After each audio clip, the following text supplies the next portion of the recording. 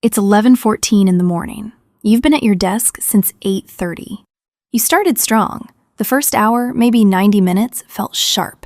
Then something happened around 10, and by 11, you're rereading the same paragraph for the third time. You're not sleepy exactly, you're just slower, fuzzy. Your thoughts feel like they're wearing socks. You look around your desk. Yesterday's mug, today's mug, a pen you've been meaning to put back, a stack of papers from Tuesday's meeting, a charger for a device you don't use anymore, a note that says, "Call Mom" from last Thursday, a book you were going to read at lunch, a plant that used to feel decorative and now just registers as another object. You blame the coffee. You blame the meeting at 2. You promise yourself you'll do better tomorrow. And tomorrow at 11 in the morning, the same thing happens. Here's what's worth noticing. You didn't run out of energy. You didn't run out of discipline. Your attention got quietly eaten by a desk full of things you weren't actively using. Because that's what desks do to attention. Every object is a small tab your brain keeps refreshing. By noon, there are 40 tabs open, and your work is sharing bandwidth with all of them. In many workspaces influenced by 5S, a workspace method developed in Japanese manufacturing after World War II, the desk looks different. Not empty, not aesthetic. Working. What sits on it earned its place today. Everything else has been put away or removed. 7 habits. All about what leaves the desk. None of them require buying anything.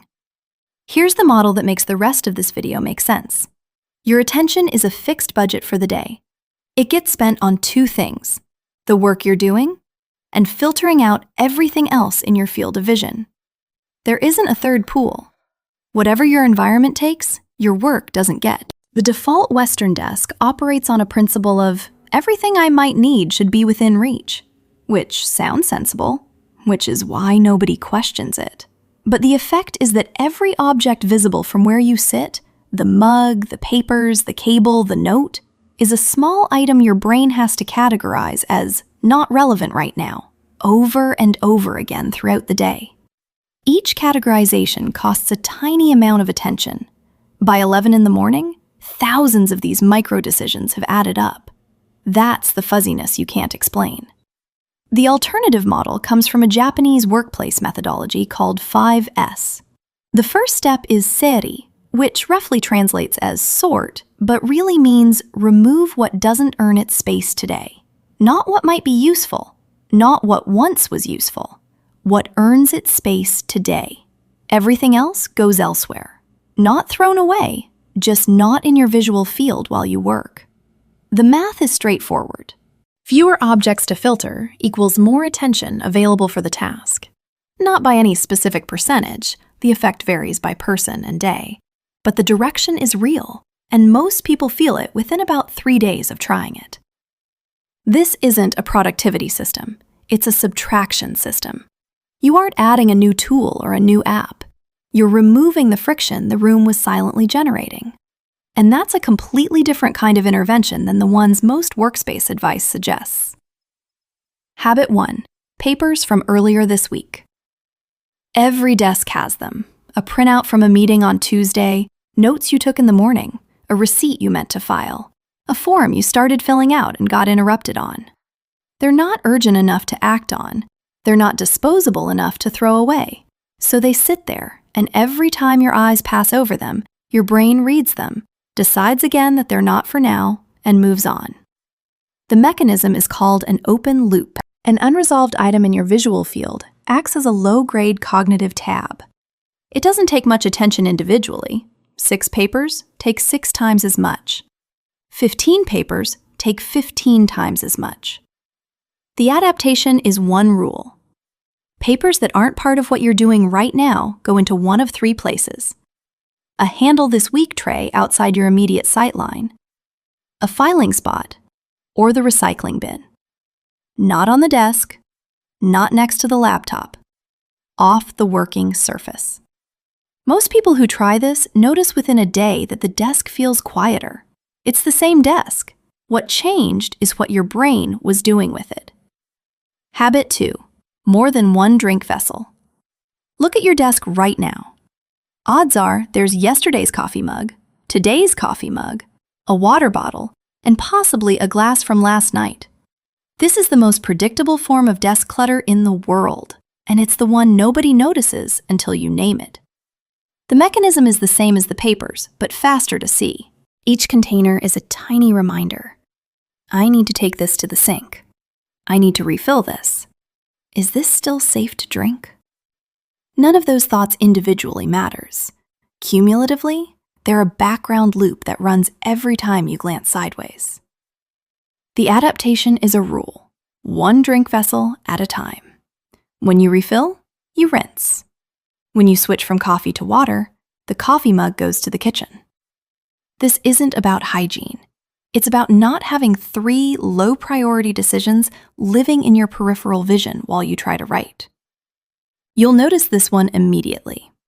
The desk looks less domestic and more like a place where work happens. Habit 3. The phone. The phone is not on the desk. It's not face down on the desk. It's in a drawer that closes, or in another room, or across the room on a shelf. This is the single most consistent pattern in workspaces that actually get work done. It's not culturally specific to Japan, but it happens to align with the Seiei principle, and it deserves its own slot on this list because of how much it costs. The mechanism doesn't need much explaining. A phone within reach is a permanent invitation, and your brain knows it's there whether or not it lights up. The cost isn't the notifications you see, it's the ambient awareness of a device you might check. The adaptation is architectural. Move the phone to another room or into a drawer that closes. If you need it for 2-factor authentication, keep it face down and out of your dominant hand's reach. The phone gets checked at specific intervals, not on impulse. This is easier if the phone isn't sitting there, testing you every 90 seconds. People who move the phone off the desk usually notice by day 2. The improvement isn't focus, it's the absence of a specific restlessness they'd stopped attributing to anything. Habit 4.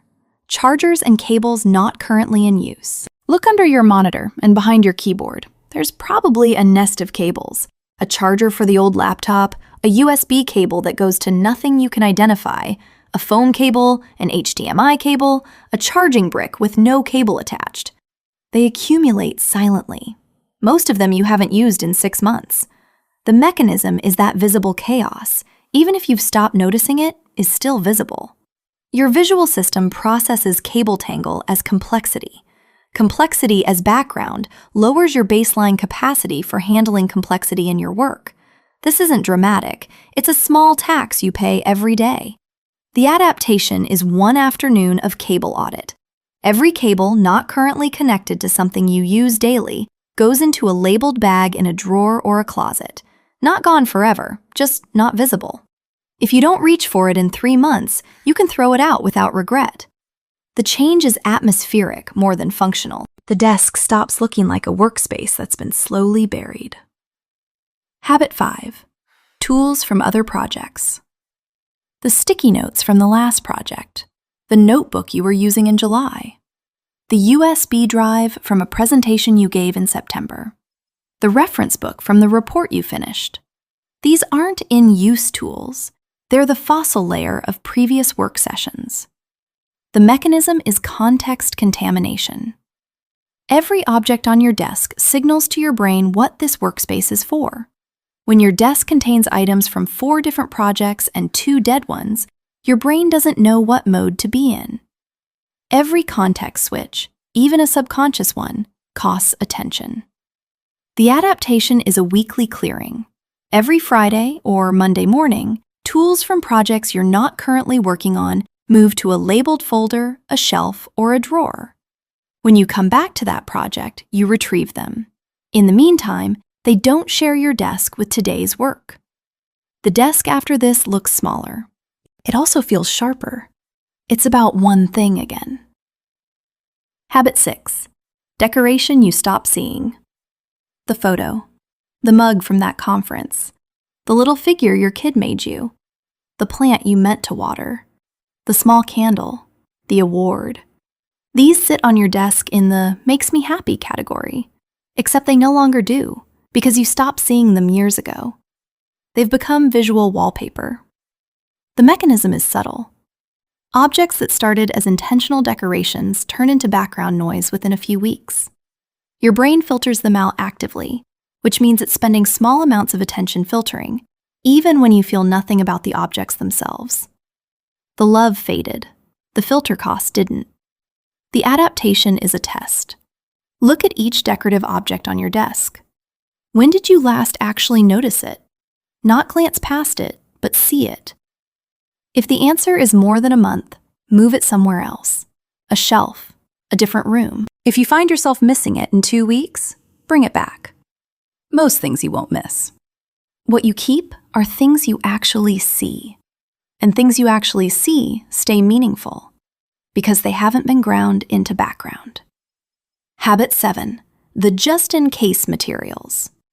This is the habit that reframes all the others. Look at your desk and find the items that are there because you might need them. The reference book you might check. The folder of receipts you might file. The manual for the software you might have to configure. The extra notepad in case you have to jot something. These aren't tools. They're future anxiety, physically placed. Here's the mechanism, and it's the one people miss most often. A just-in-case object isn't there for a real use. It's there so you don't have to make a decision about whether you might need it later. Every one of them is a small delegation of anxiety to the desk surface. The pile grows because it costs less to leave something out than to decide whether to put it away. The adaptation is a single test. Is this earning its space today? Not might it be useful. Everything might be useful. But is it being used today? If not, it goes somewhere else. A shelf, a drawer, a labeled box. Retrievable, not visible. This is the habit that pulls the other 6 into a system. Every previous item, the papers, the mugs, the cables, the tools, the decorations, is a form of just in case the room quietly accumulated. Once you see the pattern, you stop needing 7 separate rules. You have 1. Earn your space today, or leave. A few honest notes. First, Japanese people work at minimal desks is a stereotype, and it's not really true. Plenty of Japanese offices are famously cluttered. Desks piled with papers, mascots, post-it notes, gift boxes, novelty items. The Workspace method described here comes from Japanese manufacturing, specifically Toyota, and it's more visible in factories, hospitals, and lean-oriented workplaces than in the average office. This video isn't teaching you how Japanese people actually work at their desks. It's applying a Japanese-developed method to yours.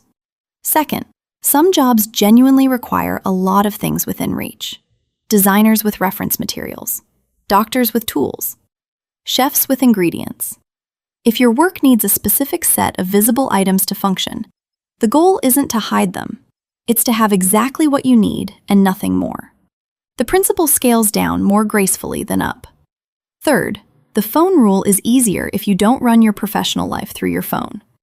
If your phone is your calendar, your 2-factor authentication, your work chat, and your primary camera, moving it to another room isn't practical. In that case, the modified version is face down, out of your dominant hand's reach, notifications off. Not perfect. Better than the alternative. Fourth, this doesn't fix a job that's genuinely too much work. If you're being asked to do the work of 2 people, no desk arrangement will save your afternoon. What a cleared desk does is stop making the situation worse. It's a floor, not a ceiling. The practices are borrowable. They aren't a Japanese personality trait, and they don't require becoming a different kind of person to adopt. The Workspace method most of this video draws from is called 5S, and it comes from Japanese post-war manufacturing, specifically Toyota's production system, developed in the 1950s and 60s. The 5 S's are seiri, sort, seiton, set in order, seiso, shine, seiketsu, standardize, and shitsuke, sustain. Seiyuki is the first step and the most important one for our purposes. Remove what doesn't earn its space. One note on that last term, shitsuke. In this context, it means discipline in the sense of maintaining a practice over time. You'll see it translated online in various other ways, some of them wrong. Here, it just means the fifth S, and it's what turns a one-time desk clearing into a habit. None of this was designed for home offices or knowledge work. It was designed for factory floors, where tools that weren't in current use created literal safety hazards and slowed down assembly lines. The principle turned out to travel. It works for hospitals, kitchens, laboratories, workshops. Applying it to a home desk is a modern extension, not the original intent. There's also a wider context. Japanese office space per person is historically among the smallest in the developed world, and Japanese apartment size makes home offices a matter of a few square meters, not a spare room. When your workspace is small by necessity, subtraction becomes the default organizational strategy, because addition literally doesn't fit. None of this makes Japanese workers uniformly minimalist or focused. Plenty aren't, and plenty of Japanese offices are as chaotic as any other. What's borrowable is the specific methodology, the Seiyuki principle and its 4 companions, applied to a desk you actually control.